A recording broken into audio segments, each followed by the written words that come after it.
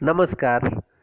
DElEd અભ્યાસક્રમના દ્વિતીય વર્ષના આ વિડીયોમાં આપનું સ્વાગત છે. આજના વિડીયોમાં આપણે ચર્ચા કરવી છે કોર્સ 4 પદ્ધતિશાસ્ત્ર અને વિષય વસ્તુ ગણિત ધોરણ 6 થી 8 એ વિષયની, અને એમાં પ્રકરણ નંબર 2 વ્યવહારુ અંકગણિત અને માહિતીનું ઉપયોજન.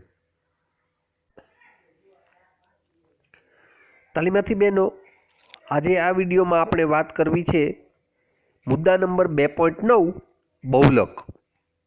બહુલક માટે અંગ્રેજી શબ્દ છે મોડ, MODE, મોડ. તો બહુલકમાં અવર્ગીકૃત માહિતીનો બહુલક કેવી રીતે શોધી શકાય તેની વાત કરીએ.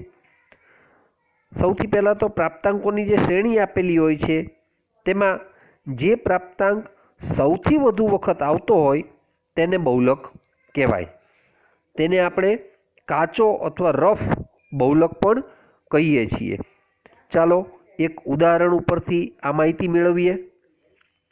ઉદાહરણમાં પ્રાપ્તાંકો આપ્યા છે 1, 3, 5, 3, 6, 4, 3, 7, 4, 3 અને 6.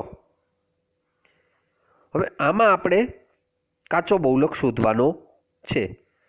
તો કાચો બહુલક કેવી રીતે શોધી શકાય?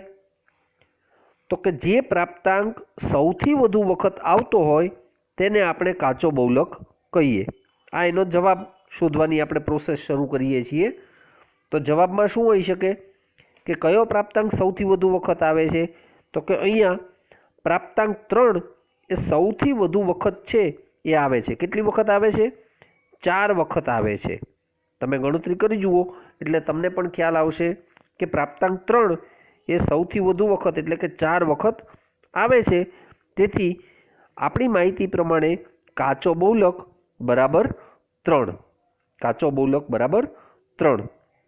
આ ઉપરાંત પ્રાપ્તાંકોનો બીજો જે બહુલકનો પ્રકાર છે એ છે સાચો બહુલક.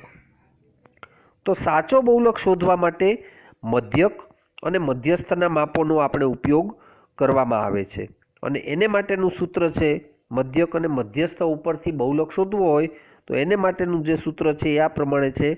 બહુલક Z બરાબર 3m ઓછા 2x બાર.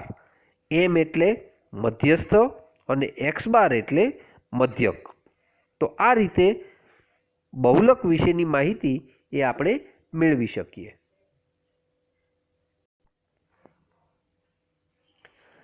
આગામી વિડીયોમાં આ એકમના અન્ય મુદ્દાઓની ચર્ચા કરીશું.